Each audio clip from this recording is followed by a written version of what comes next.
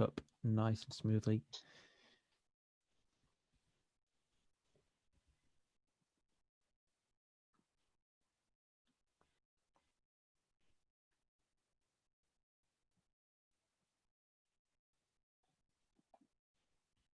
Right, there we go. So yeah, we are live now then. And I'll just bring the chat over here so I can see it.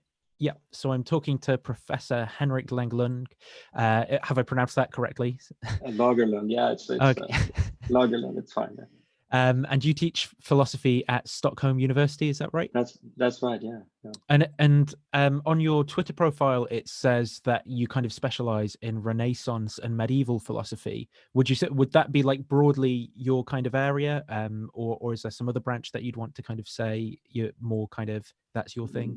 No, I most of my work has been in medieval and sort of late medieval Renaissance philosophy. What qualifies as Renaissance, I guess, at the time period. I mean, Renaissance is one of those tricky sort of things to define, particularly in philosophy, whether there actually is a Renaissance in philosophy. But that time period, sort of up to sort of late 16th century. Okay, awesome. That's been my sort of area. And then, of course, now that I've written this book on skepticism, I've sort of branched out and includes a little more than just medieval and Renaissance philosophy.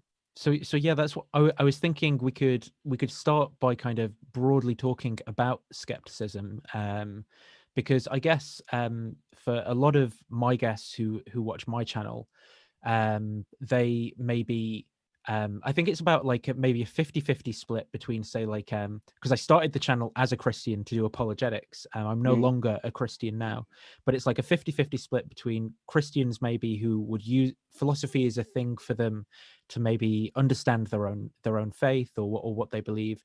Another maybe 50% of atheists who skepticism they might want to brand themselves as skeptics, quote unquote, you know, like about certain religious claims, or maybe about claims about the flat earth or vaccines and things like that, but which would be maybe the practical application. But then also within philosophy, when we're talking about skepticism, maybe it's something different. So do you want to give like a brief introduction to what skepticism is?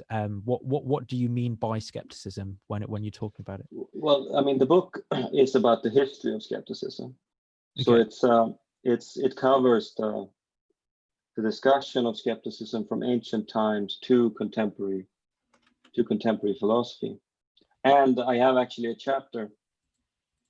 The last chapter is on skepticism in a sort of non-philosophical context, where I try to branch out and talk about skepticism like the ones you mentioned, the anti-vaxxers or skepticism towards climate change and things like that. So, of course, it varies over history what skepticism is. You have the beginning of skepticism is in the Hellenistic times, where you get two schools of skepticism. One, the academic schools, which is the sort of grows out of Plato's academy, and then you get the Pyrrhonian skepticism, which is maybe the most sort of famous one, and those are the only ones that actually call themselves skeptics. And for them, then skepticism is foremost a position that's defined sort of against any kind of dogmatism. And a skeptic is not supposed to hold any beliefs. A skeptic questions things and puts up sort of arguments opposing each other. And for any position, the task of a skeptic is to sort of put up counter arguments. So in the end, the idea is that you have these arguments that weigh the same, sort of. So you have arguments on one side, and then you have arguments on the other side, and what to do. I mean, there's no preference here to. So the prudent thing then for a skeptic, a Pyrrhonian skeptic, is to suspend judgment. And they think that suspending judgment also leads to what they call in Greek ataraxia, which is sort of mental tranquility and some sort of, which in turn will make us sort of lead to happiness, they think. In this ancient period, are they kind of as obsessed with kind of defining terms like belief or knowledge as we kind of seem to be in the more modern philosophical period? They are to some extent. They're not. I mean, there's already obviously beginning in Plato a discussion of what is knowledge and what is belief, and does knowledge require belief and truth, but does it also require something more? So the debate that we are so familiar with today about true justified beliefs being knowledge is there already, although it's not expressed maybe in the same clear way as we would have it. It's become an occupation of the later 20th century philosophy of this sort of defining knowledge and trying to, which I think came out of a certain kind of philosophy beginning of the 20th century then, and you see that a lot in how to sort of understand these terms in early sort of 20th century philosophy. But so it wasn't sort of a clear preoccupation, but obviously there was already there a sort of a discussion and a sort of thinking about what knowledge and what beliefs were. But interestingly, the ancient debate, and I point that out in the book, is interestingly more about whether we can have true beliefs about the world and less about knowledge. I try to sort of emphasize in the book that it becomes, and that I think has to do with the Christian context actually. It comes with Augustine, because the first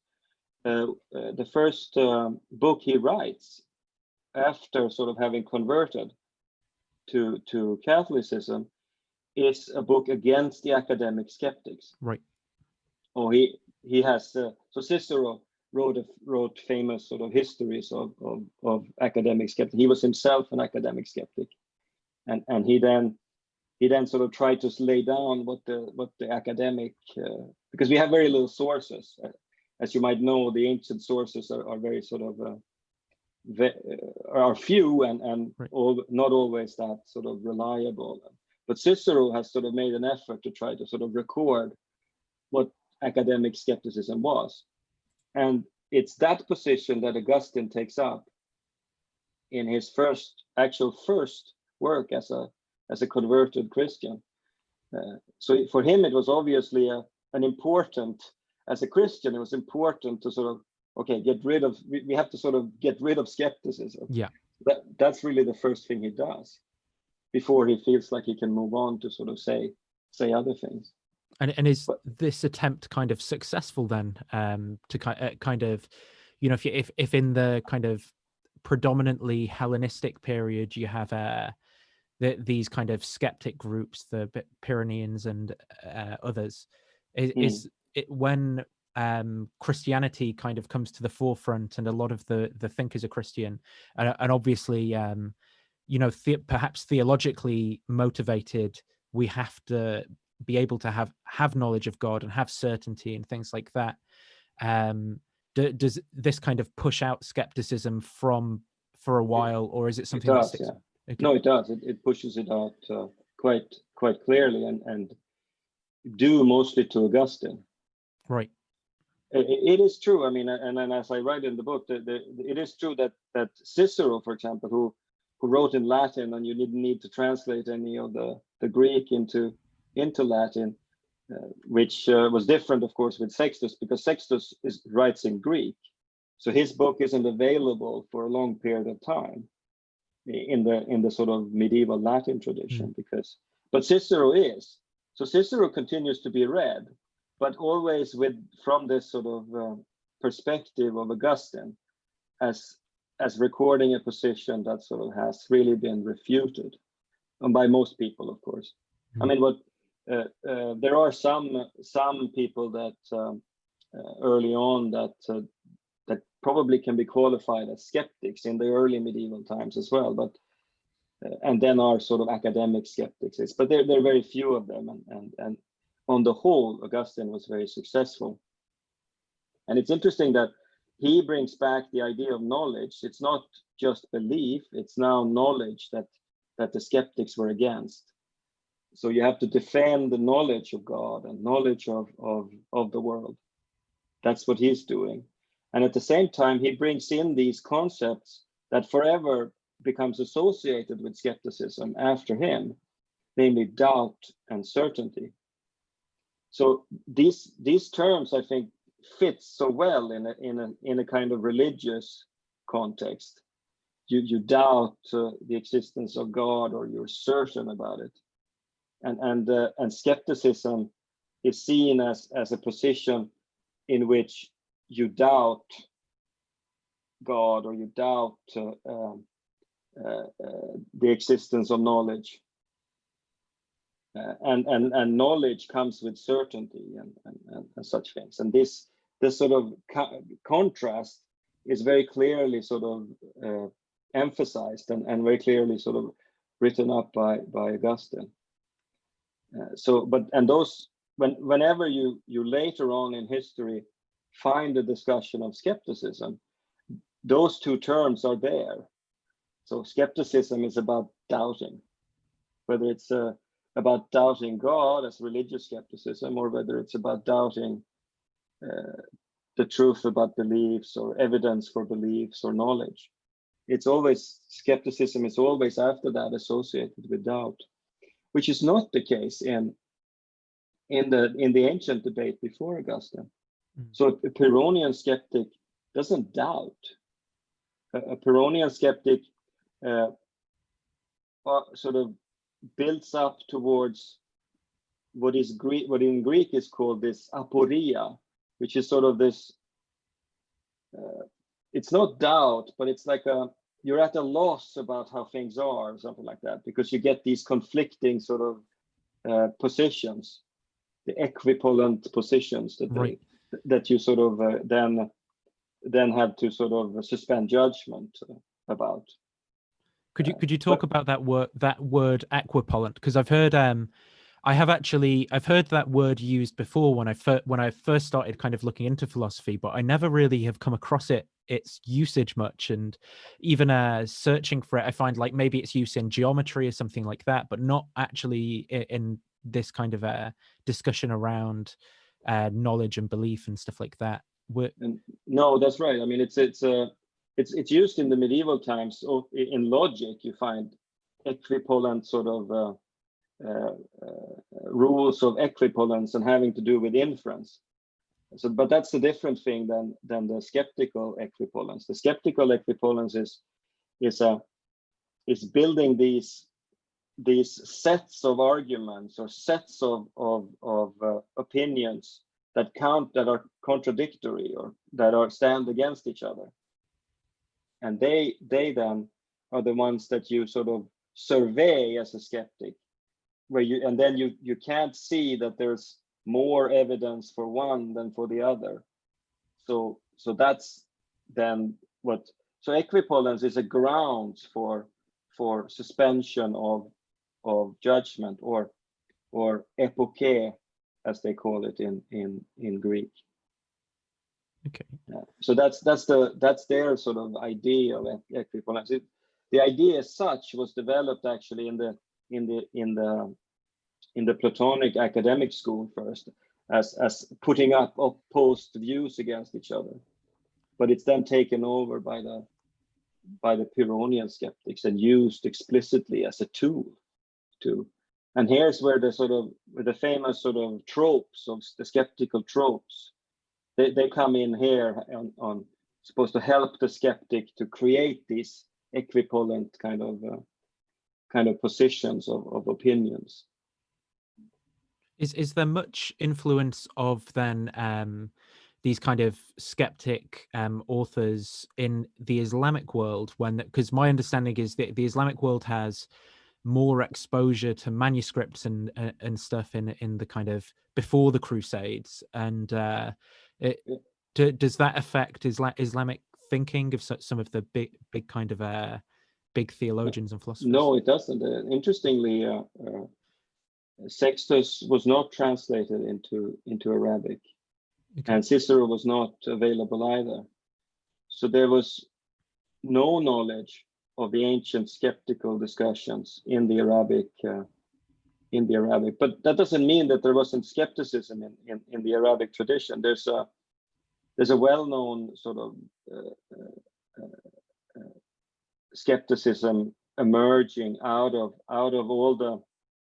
I mean, the Arabic, the Muslim tradition is in the beginning very. There's many sort of conflicting religious sort of small kind of schools, and there's no unified sort of idea in the beginning of how to interpret sort of the Quran and the life of Muhammad and so there's many sort of sects which have different sort of interpretation and views, and that creates sort of this grounds for skepticism because you can't sort of which one is actually the right one. I mean, this is corrected obviously after a while when you get the big theological tradition sort of sets up the mutakallimum and that discussion. But there is there in the beginning and throughout a kind of skeptical attitude towards other schools. That is I guess I should say it's part of the Muslim and Arabic tradition. But then, of course, the most famous discussion in that tradition of skepticism is Ghazali's criticism and rejection of the philosophers of Avicenna and Al-Farabi. And that contains some really interesting skeptical arguments where he sort of attacks philosophy from a kind of skeptical point of view. And he also has this treatise that in English would be something like the deliverance from error or something like that, okay. where he describes his own kind of he had this religious crisis later on in life after having been an enormously successful teacher and lawyer. He had this skeptical crisis, and in this work he describes his skeptical his the way that he went into sort of doubting things, and it's almost like a Cartesian sort of meditation. It's very similar to in style anyway and in also in some sense it's similar in its conclusion that it is in God that you find the sort of foundation for knowledge and for faith. But the way he reaches sort of that foundation is through this doubt of and through a kind of skepticism. So it's there in the Islamic tradition as well, but it doesn't have the same sources as the Latin sort of Christian or medieval sort of Christian discussions. So where do we see then in the kind of Christian tradition that these thinkers start taking skepticism perhaps more seriously again, or maybe, I mean, I think the big point is going to be Descartes, of course, for philosophical skepticism, but like before then, with kind of like the scholastics, with maybe even a bit further back with Thomas Aquinas. What's it? Do people just kind of start thinking, there's some source documents that emerge and someone starts thinking, oh, hang on, there's all this stuff we hadn't thought about or considered, or how does that kind of story go? Yeah, it's actually very interesting because of Augustine, the way Augustine sort of neutralized the kind of academic skepticism and the enormous influence in the from the 11th century and the 12th century of Avicenna and Aristotle. And those two are interesting thinkers because they're these extraordinary optimists about knowledge. They don't have a skeptical bone in their body at all, neither of them. So when they become the dominant sort of influence on the Western philosophy, skepticism is just sort of not an issue. It just sort of, it's not really talked about. I mean, it's not even Augustine. I mean, they're so dominant that the Augustinian tradition becomes sort of comes even on the back burner. But in the 13th century, there's something happens. That's of course the time period when Aristotle is at the height of his influence in the Western on the Western world. And towards the end of the 13th century, you see the emergence of criticisms of Aristotle. You have the famous condemnations in both Paris and Oxford against the views of Aristotle and the Averroists, the sort of gung-ho Aristotelians. And at that point, people start sort of formulating questions about knowledge, and so there's a shift here somehow in that occurs towards the late 13th, early 14th century, where from having been this debate dominated foremost by these two metaphysical thinkers, you suddenly start to see criticism of that metaphysics, which in turn generates epistemological issues and problems that needs to be dealt with. And you see it very clearly in that Cicero and Augustine becomes read again at this point. These sort of the skepticals, of course, Augustine is read throughout, but they only look at the other works of Augustine, not the skeptical sort of works, or the refutations of skepticism. They become read again and referred to, and this is still a little bit of a mystery in the history of philosophy. There is, from this time period, the first Latin translation of Sextus' outlines of Pyrrhonism is done. It's we don't quite know who did this translation. It exists today in 3 manuscripts that are one in Venice, one in Madrid, and one in Paris. But it's very difficult to see if it had really any influence on the debate. But I note this in the book, and it's of course a funny coincidence that at the very same time as these questions start to pop up, there's also a translation of this, a complete translation of this important work. But then, of course, what happens in the early 14th century is, for various reasons, I'm not going to go into the details. The details are in the book, but there's a new skeptical argument that emerges in the beginning of the 14th century, and that's the sort of the issue whether God could be a deceiver. Right. So is it possible, given God's omnipotence, that he's deceiving us? And of course, the mere possibility that this could be the case raises the skeptical worry that we might not then have warrant for any of our beliefs about the external world. So what this argument brings forth is, of course, exactly the kind of argument that Descartes uses in the first meditation of the meditations of philosophy, or first philosophy. So is this the appropriate point to move on to Descartes then and talk about his sort of three waves of doubt, or are there more? We can do that. I mean, this is the emergence of this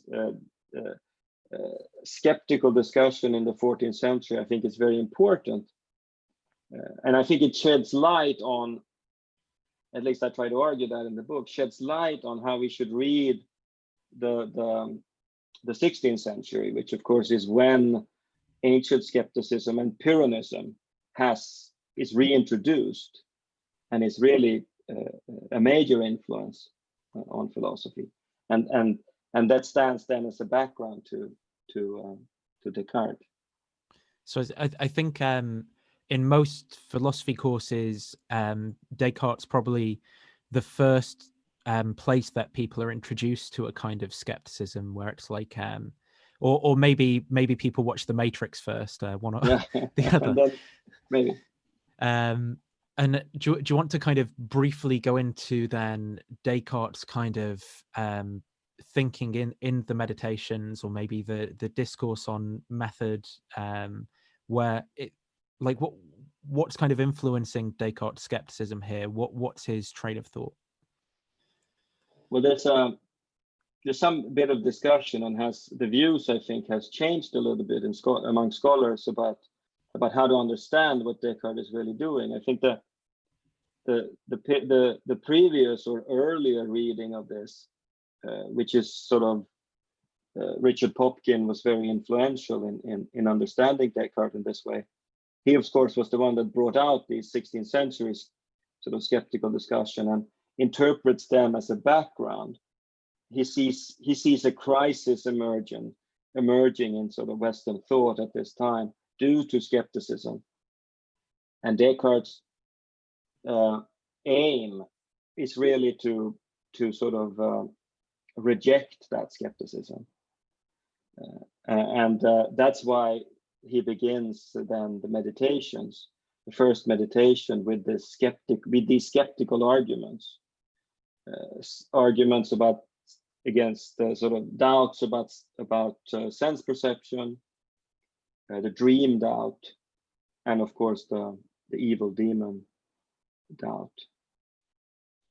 So that's how it's interpreted. But I think people have changed their views, and this has to do with decades of serious scholarship on Descartes, where people want to reread some of the meditation and some of what Descartes is doing, and say that no, he's not really at all worried about skepticism.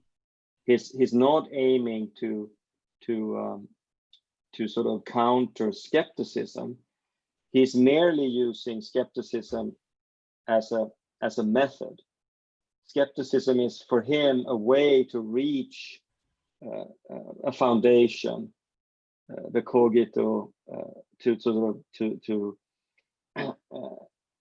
sort of ground knowledge, obviously. But foremost, I think the more recent interpretation has to do with he's really interested in developing a new sort of idea of mind, a new theory of mind, which is based on this cogito sort of and some the innate sort of ideas. And that's his main concern, that he's developing this, which then can act as a sort of as a foundation for the rest of the philosophy. So that's what he's really doing, and what he's doing in the first meditation is actually because what the skeptical arguments are meant to cast doubt on any theory that's any empirical theory. So I think what he has in mind, he has the scholastic sort of Aristotelian empiricists in mind, like Suarez and maybe Aquinas. He has them in mind, and he throws out these skeptical arguments against any such theory that bases any knowledge or any content on the mind on sense perception, and sort of saying that you can't really get past these arguments. So we have to develop something different, and that's what he does in the second and third meditation. He finds this basis than in innate ideas. And then in the third meditation, he develops this theory of ideas, and that's so that's been sort of a different. But of course, what's important for getting himself out of the skeptical worry that he's set up is the idea of the existence of God, and so the idea of God becomes, as it did for Ghazali, becomes the foundation for his philosophy.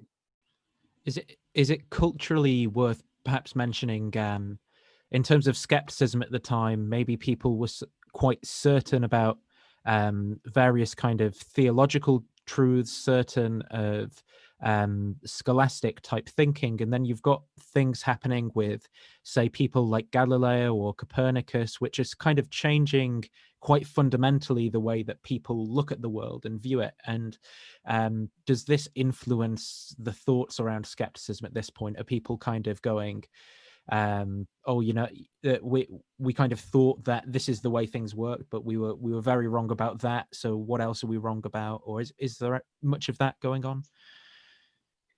Well, yeah, that's a very good question. It's I mean, the way, and of course, then again, this is also controversial. I mean, how people vary on how to interpret these, but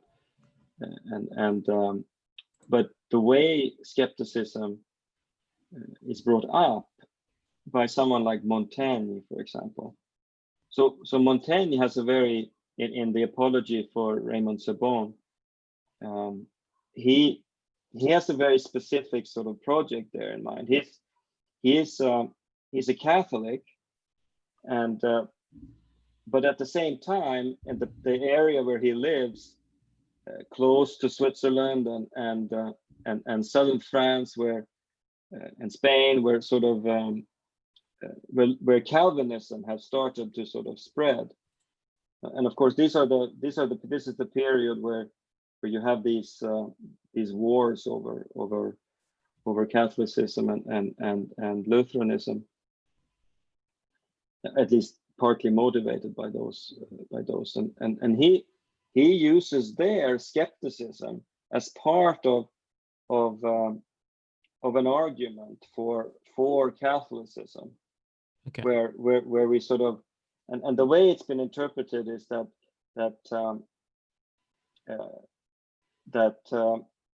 Montaigne is a fideist, in the sense that he thinks that only belief, sort of only, you can't, faith can only be grounded on beliefs. It can't be, reason has nothing to sort of to do really, can't justify faith in any way.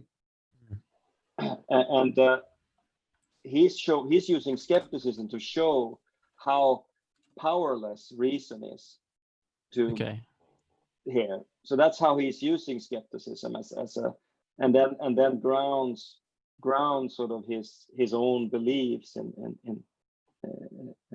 as based on that. And that, so there is this debate at the time, of course, or at the time about the place of faith and Catholicism versus Calvinism and such. I mean, it's like Descartes was not really part of that debate. I mean, he has a very specific project, I think, in mind in the Meditations. And it's important for him that God exists, and that God is the sort of person he is, but God is really only a theoretical kind of tool for him to ground sort of his make it possible for him to sort of get outside of the mind into the world again. So that's an interesting point that you raise about the sort of, because I hadn't really thought much. Calvinism takes a very different view of knowledge once more, and skepticism, this kind of idea of the direct in the the direct action of God, as it were, to kind of defeat skepticism, almost implanting this belief in someone. And that's a very different avenue. So is that a correct kind of framing of the avenue that they take? And then would the Catholic avenue be, we've got this historic tradition and the magisterium, etc., that gives us more epistemic justification or something? Yeah, I mean, I think there is part of that. Certainly for Montaigne, it becomes an argument for tradition, so skepticism. So he uses, for example, it's important for Sextus that I mean, a skeptic, even though a skeptic doesn't hold any beliefs, he thinks they were criticized by they were enormously criticized for this idea that the skeptic doesn't hold any beliefs, because of course, if you don't hold any beliefs, how are you supposed to act? How are you supposed to do anything? You need beliefs to live in your. I mean, of course, Hume later on makes sort of fun of this idea that the skeptics can't hold any beliefs. But Sextus nevertheless held this, and he said, well, of course, a skeptic lives in a society because a skeptic still holds on to traditional views, and even though they don't believe them, they follow them. So they go to church, they do the things. And Montaigne uses that sort of falling back on tradition, that you have to, in these volatile times, when this debate is going on, you have to follow the tradition. You have to stick to what you've been brought up with, and what your society sort of the rules your society has, etc. So then how does skepticism kind of progress on from it? So you mentioned David Hume there, and he's probably another important thinker in the kind of the skeptics story.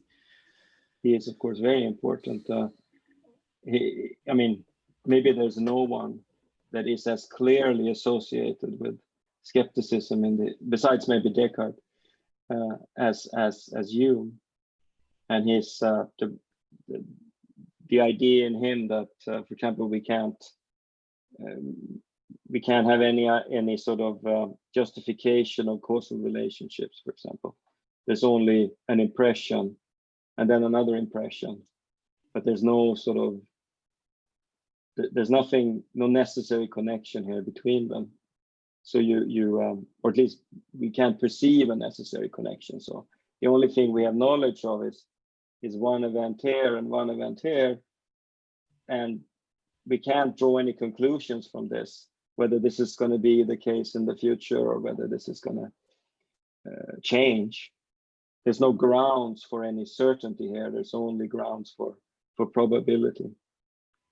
And this is mostly motivated by his empiricism. So because he's saying it has to come from the external world, and there's no simple impression of a lot of these things. There's no simple impression of causation or of well, the ideas that we have to be sort of analyzed back into simple impressions, and if they can't, they're most likely sort of fantasies and made up. And of course, and we don't have such an idea of, we have a philosophical idea of a necessary connection, but we can't find any impression that supports this.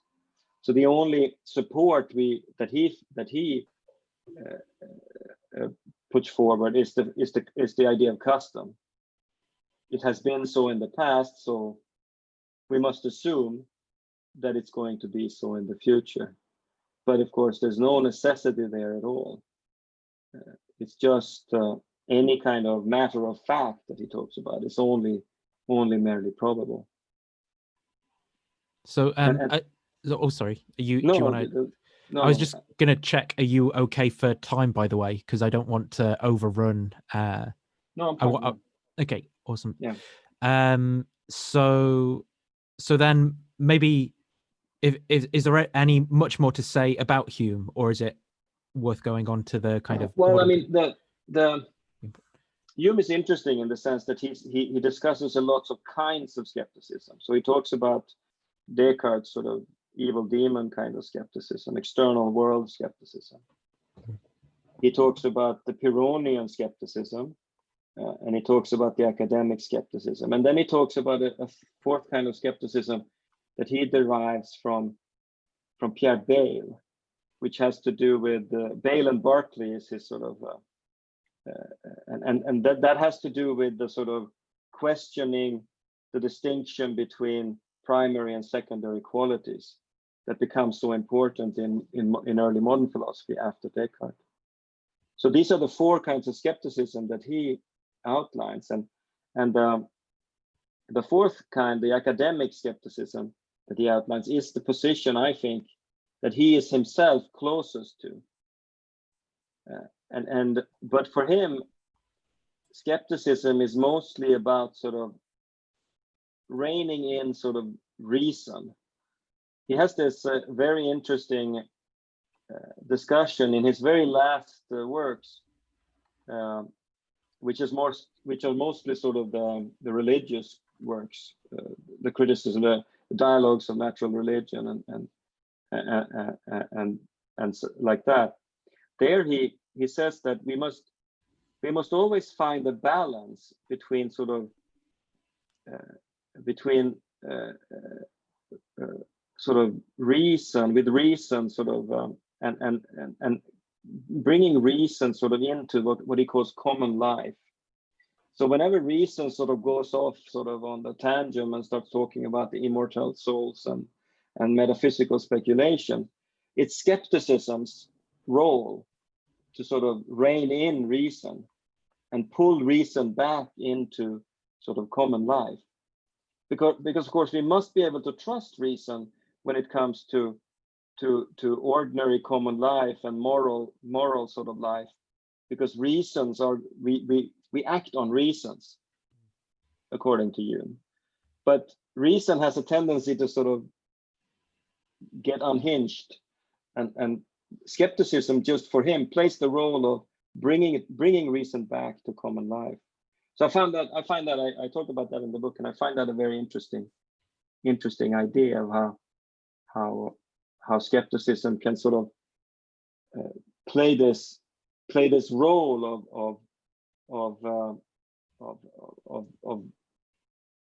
of making reason something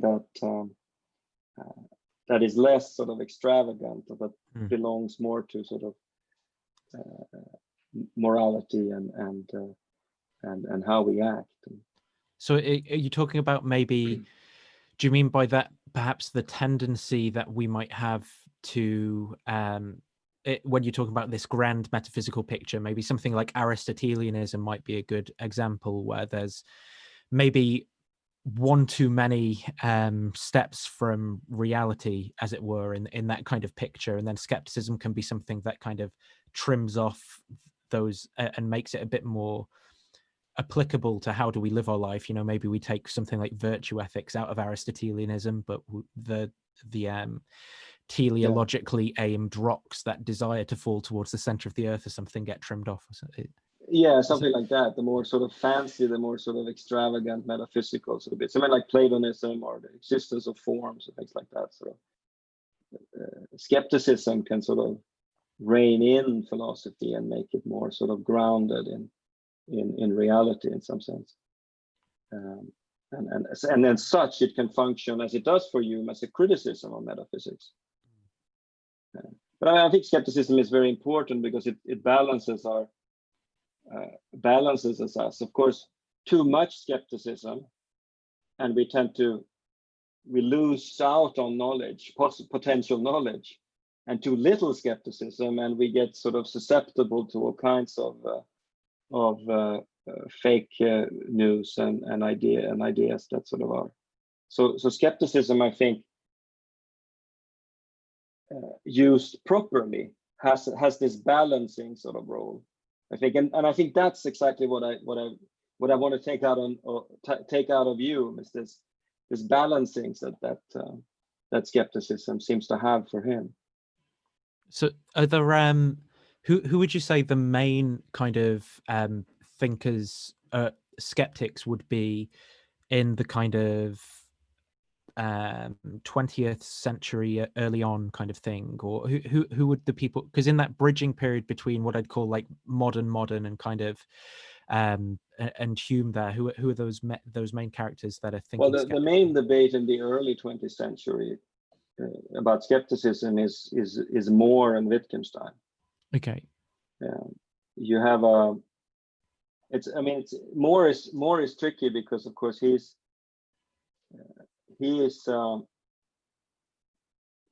really mainly concerned, I think, with rejecting idealism. Okay. Because of course before the Cambridge philosophy got going, British philosophy was sort of dominated by idealism, and a certain kind of idealism that was influenced by Berkeley, but also influenced by Hegel. Right. And of course More and the early Wittgenstein and Russell were sort of rejecting that kind of tradition, particularly More and Russell in the beginning. But More has a couple of essays that became very, very important. Sort of, he has this proof of the external world, for example, is one of his essays, and then he has a few others where he tries to reject idealism, but he's also addressing skepticism. So that's where he sort of this proof of that this is a hand and this is a hand, and those famous proofs that people nowadays sort of laugh at, but that's sort of his discussion how it is. And of course that's the starting point for Wittgenstein's discussion in on certainty. Those essays by More is his starting point, and he sort of he very aptly sort of analyzes in the beginning of uncertainty how More goes wrong, because of course what he has shown he's shown that he's only certain of this subjective sort of certainty, that this is a hand. Yes, it seems to be, I'm subjectively sort of certain of it, but he hasn't shown anything about what the skeptic is really talking about, namely the external world, the objective sort of aspect of this. Does Wittgenstein then kind of succeed in getting to us to some objective knowledge in some sense, or? Well, his analysis, of course, and this is the later Wittgenstein we're talking about. So, okay, which is the Wittgenstein of philosophical investigations, and he's less concerned with knowledge. He's more concerned with language and language use. And on his analysis, then of course skepticism becomes nonsensical, because it's doubt expressed in the philosopher's doubt is a doubt expressed in a kind of strange language game that none of us are really involved in playing. Right. So when a skeptic comes around with his or her doubt, it doesn't make sense to any of us in the normal language game that we play. So that's his analysis, and that of course was for a long time an extraordinarily powerful way of canceling out skepticism. Wittgenstein, after the Second World War, was very influential, and skepticism becomes a non-issue for a long period of time. In the 80s, the Canadian philosopher Barry Stroud publishes this book, The Significance of Philosophical Skepticism. And there he goes back to Descartes and talking about skepticism, real skepticism, sort of real skepticism in a sense. Again, and he does a lot in that book to sort of rehabilitate skepticism for a kind of late 20th century, 21st century kind of audience. So there's much more serious debates and discussion of skepticism within epistemology and other areas after that. What is the kind of modern then take on skepticism? Because I think there's a lot of things going on, right? There's like academic philosophy and the way that the university system, the modern university system, structured, and how that then encourages certain types of thinking, or certain, people. But because to play that game, people have to produce papers and things, and maybe it's not so, it's not in the same way as maybe the ancient philosophers, where it's like a way of living in a sense. It's a bit different. No, it's not really a way of living for anyone in academia And anymore. what's kind of going on around skepticism then in the modern academic sense? And then maybe we could come on to like the practical, maybe common, the implications for your average person who isn't in academia as well of skepticism as a modern person. No, I mean, I think to some extent contemporary academia and the way sort of particularly in philosophy, I think the way the sort of the way it's structured and the way a career sort of path looks for a philosopher, I think actually promotes kind of skepticism and cynicism. Okay. Maybe I have a bit in the very last chapter of the book where I talk about the relationship of cynicism and skepticism, but I think that promotes it, because in many ways many of young philosophers are sort of taught and become sort of experts at finding faults with arguments and developing theories or about small aspects of something and saying something about some little bit of, I mean, you're adding, particularly in epistemology, I think you're adding a very little thing to a sort of the story, and or you're criticizing some little thing in a story, which I think tends to promote this almost I mean a kind of philosophy that I think Plato would have hated, namely the sophists, a sophist kind of, the kind of sophism where people have lost track of a little bit lost track of the truth, and instead are just playing a game. Yeah. And as long as you get your stuff published in the right journals, you'll have a great career and get to teach at well-known universities. But so is it almost as if, in like what you were saying, some of what you were saying before, skepticism, it's like if you don't have it, then there's this tendency at one end, but if you've got it too much, you've got the cynicism, it can kind of just become you're saying maybe within academia it's the too much skepticism, and it's being I think in many that there are aspects of it which has sort of certainly entered into too much skepticism and too much this rejection. The attitude is always to find faults. It's exactly the kind of attitude that the Pyrrhonian skeptics have when there is the kind of philosophy that the Stoics in that time that were active that absolutely hated, because they were proposing something and then you had immediately counter arguments and then you, so this idea of creating a situation where you're choosing based on faith rather than actual arguments. Right. Yeah. And of course, the prudent skeptics won't choose at that point because yeah. So yeah. So no, it's but there's certainly great. I mean, I shouldn't say that goes for all philosophy. Obviously, there's certainly great philosophy going on, and I mean, there are these interesting issues nowadays of which I touch upon in the last chapter that I think is related to skepticism. You get worries about whether scientific results can be replicated, for example, and that is, I think, a problem that's grounded really in too much skepticism. Science is fueled by skepticism, and part of the scientific method skepticism towards new theories and new ideas. But too much of that, I think, fuels what fuels this skepticism about scientific results in general. And then on the other hand, you have these questions about what's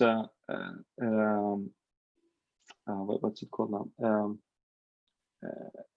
People that study sort of why groups and people tend not to believe in things that are sort of that have strong evidence, and instead they tend to believe their own things. For example, climate skepticism is one such thing. There's this enormous skepticism against science and against knowledge that we sort of everybody that works in the field would say is clearly sort of based on evidence and the best science we have, but still they refuse to accept such things. So what can people learn then from skepticism, I suppose? Knowledge resistance, that's what I was thinking. The knowledge resistance sort of the projects. Yeah, it's all right. I was going to just say, so like, say people are faced with, various conflicting stories on social media about news events, perhaps machine learning algorithms which are trying to polarize them into a particular camp to capture their attention more. Perhaps, Alex Jones types, people coming, trying to, is it pareidolia, trying to make sense of the complexity of the world that we live in and make an overarching narrative, well, if there was a secret group behind it, this would, and coronavirus, well, if it was the 5G towers, that would actually explain what's how can modern people learn from skepticism to kind of bring it into their lives in the right proportions, that they can kind of live with all of this information and conflicting stuff that's out there? Well, yeah, that's a if I had the answer to that question, but I think skepticism plays a role here and can play an important role as a tool to sort out sort of views. And I think, but all of us have to be more open to skepticism in that sense. I mean, you can't. I think that the problem with how skepticism is used, particularly outside of philosophy, is that it's often used as an argument for some kind of dogmatism. So I use the sort of tools and the tools of skepticism against your view, and that immediately gives my view sort of justification. Right. Which is not the case, obviously, but that's how it's used. So skepticism is used as to ground dogmatism. Right. But of course, the lesson we should learn from the ancient tradition is that skepticism is exactly opposed to any kind of dogmatism. So it's the polar opposite of dogmatism. So you can't use skepticism for your own sort of dogmatism and for your own beliefs that you've sort of grown up. We need to sort of take a step back, all of us, and say, and realize that the skepticism applies to my own dogmatism as it does to your dogmatism. And in that kind of discussion, we can then maybe move forward. But of course, too much skepticism, obviously, I think would be a problem too. That's where you have to find this balance that I think Hume so interestingly sort of put the finger on. Right. Between too much skepticism and too little skepticism. But I mean, knowledge is a social thing. We tend to get knowledge from our friends and from sort of sources that we see every day. So it has a tendency to, if those sources are not the right ones, we just sort of confirm our own dogmatisms and falsehoods. So yeah, that's a problem. How to sort of get over that? And I think if we all took some skepticism sort of on board, even towards our own sort of views, that would help, I think, to maybe. But it's not. I mean, skepticism itself is not the solution to the world's problems. it can be a contribution, I think, to the solution, but it can also be a contribution, I think, to the as any tool, it has to be applied in the right way. Yeah. So a question from the chat that someone's put is, this is probably off topic and perhaps a stupid question, but I often hear Hume being quoted by apologists against atheists, and I'm just wondering whether philosophical problems that he identified are as mysterious and unanswered today as in the 1700s, or if atheists are kind of lured into a trap where they're asked to defend 300-year-old ideas as if they're as static as scriptures. Yeah, I'm not an atheist. I'm not a believer in any religion either, and I'm not an atheist either. I think Hume would be would hold the same kind of skepticism towards atheism as he would towards Christianity, and that's finding the kind of balance. So I don't in that sense I hold myself sort of to be a skeptic in the ancient kind of sense of skepticism, that I reject both these dogmatic views of atheism because I don't think we can't know that there isn't a God, but we can't know that there is a God either. So I think we have to navigate the world with some doubt here and with probability. I think I'm actually very, very similar on that position.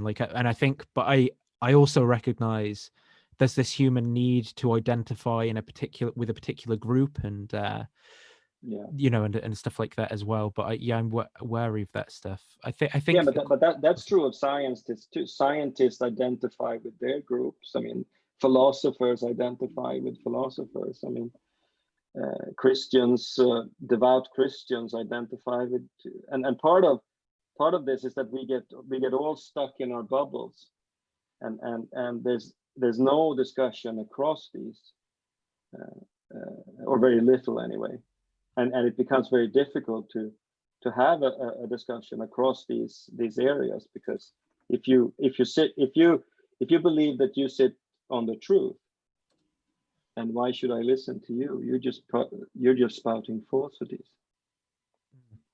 But skepticism can be then used, I guess, maybe to unlock that belief that you are sitting on the truth. I guess perhaps what the question is getting at is, have some of Hume's skeptical worries been kind of answered since Hume's time? Some of the worries that would cut away at kind of. In his discussion of miracles, Hume has this wonderful discussion of evidence, and he talks at one point about testimonial evidence, and of course, testimonial evidence is very important for a Christian, and for a miracle, obviously, because there's a testimony to some miracle. Someone has seen it or experienced it or whatever. There's just one usually, and for what he says then is that you have to weigh this against evidence for other views, for scientific views, for laws of nature, for example. He defines a miracle as a violation of a law of nature, and if you have that view, you have, on the other hand, you have this mountain of evidence for the law of nature, and you have one testimonial for the miracle. He says it's just not rational to believe in the miracle when you're faced with that situation. It's if you have the mountain of evidence, then of course that must be where reason should go. And that's what he says. And then that doesn't mean that this mountain of evidence can't be wrong. But it's rational at this point to go with this mountain of evidence, and that's, I think, how I think it's a very contemporary view to think of evidence in that way. What is justification? Yeah, it's some kind of evidence for the truth of our beliefs, and if you have a lot of evidence, it seems irrational not to accept that, even if there are no, given of course that there are no absolutes, which I think is what Hume thought. Another question that's come in as well is with regards to using probability for finding true beliefs, and someone wondering what your kind of thoughts are on that use of probability. And I guess with regards to miracles as well, a lot of the debates tend to use kind of like Bayesian statistics, and rather surprisingly, the theists come out with a high number for the probability, and the atheists come out with a low number for the probability. Yeah, no, it's not surprising, I guess. I mean, because you get what you're looking for in that debate, I think. Yeah, well, I mean, what do you think about this use of probability in general for kind of reasoning about epistemology? I mean, I think Hume has for example, going back to Hume again, Hume has a specific idea about what probability is. For him, it's a kind of frequency idea of probability. So the more frequent something is, the more probable it is. And you can't, when it comes to matters of fact, he says, well, you can't be certain about things because even though it's very probable, it says that there's a lot of evidence or a lot of frequency occurrence of it that you've been able to identify. That doesn't mean it's certain or true, and it only means that it's probable. And what's important, of course, for him is that even though there's no absolute truth, there's sort of methods to which we can establish what's more or less sort of probable,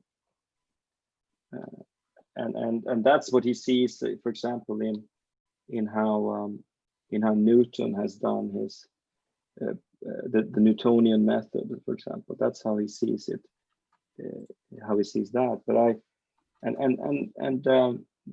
would think that that's certainly still applicable.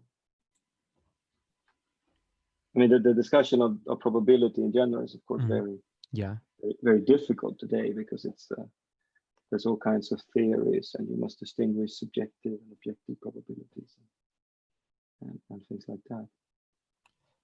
But this simple kind of frequency model that Hume uses is still, I think, applicable. So another question that's come in regarding skepticism and how we kind of live with it would be the question is put: growing up in a secular society, Sweden, how do I know whether my skepticism is dogmatic or if it's fair? Can I ever know, given cognitive bias and such?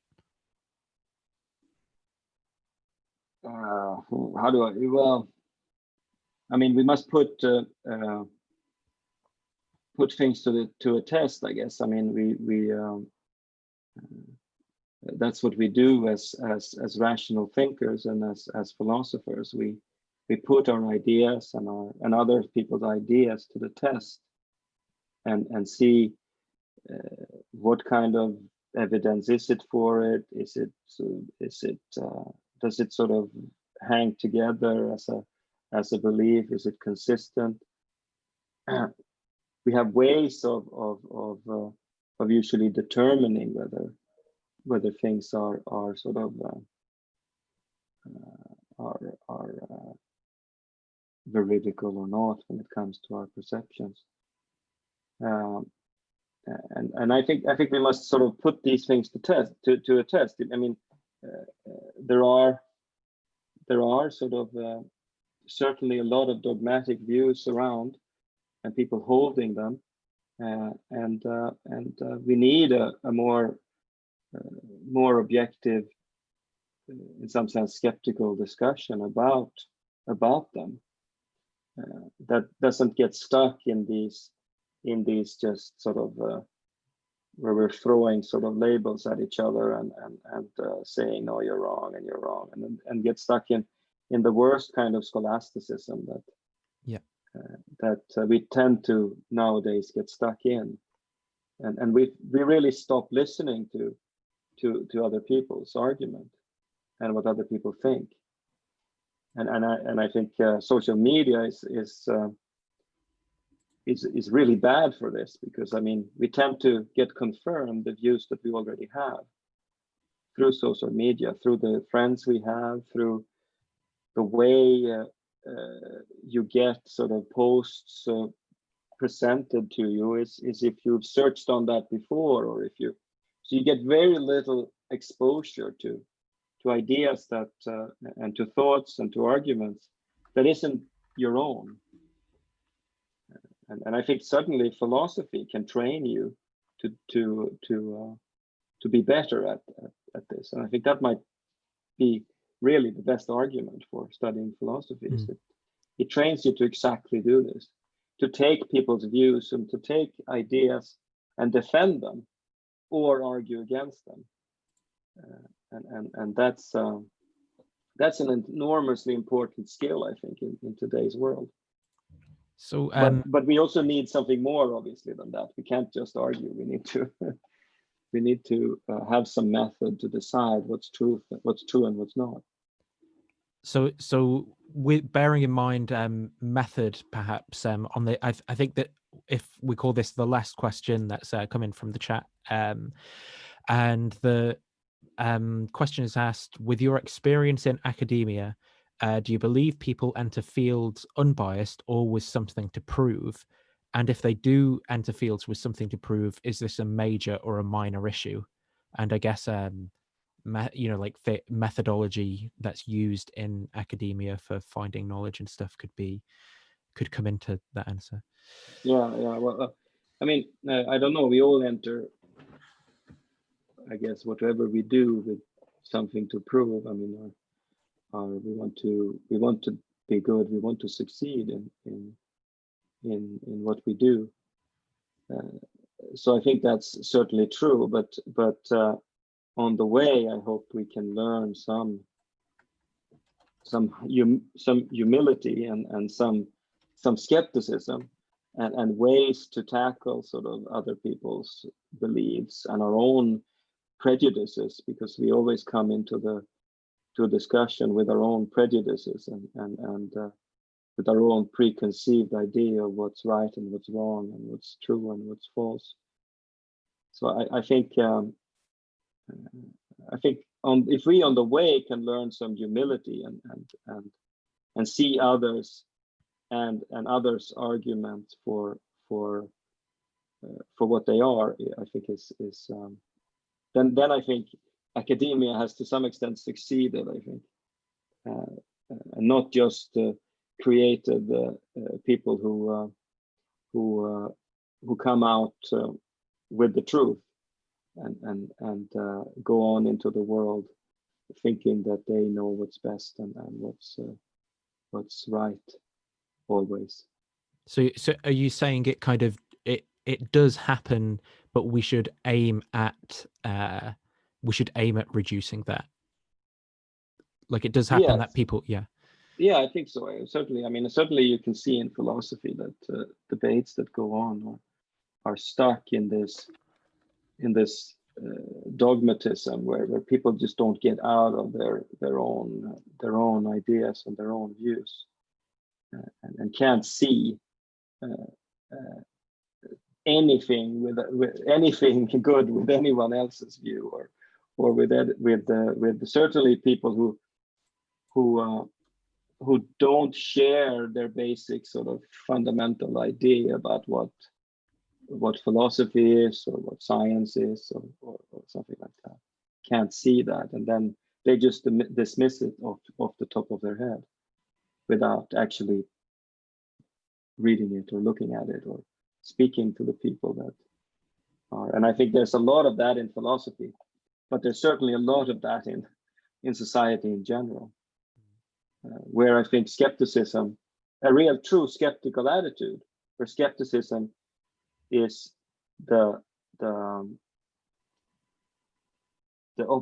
opposition to dogmatism, I think is really important in today's world. Okay. So thank you for your time agreeing to do this interview. I appreciate it.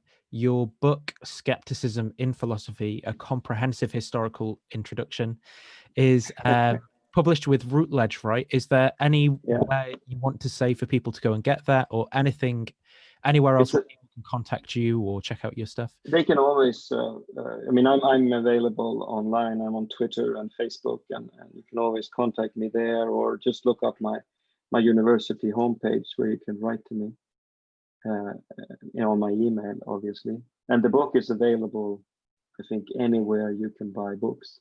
Okay. At least online. I mean, Amazon, the big sort of bookstores. Yeah. And some probably also in some well-stocked university bookstores if you want to look at that. Okay. Well, I'll put links to that stuff, links to your Twitter as well in the description. So if people want to kind of follow up and read that book, there's a link there, and you can also go and follow. Is there any further kind of work on skepticism planned, or is there something else you're looking at the moment? Actually, today I'm writing a book on the philosophy of food at the moment. Oh, okay, nice. Yeah. Which is a little bit, well, it's related to some extent, but it's also quite different. Great. Well, I've really enjoyed talking to you, and thank you for your time. I'll end the stream there. Okay, thank you very much.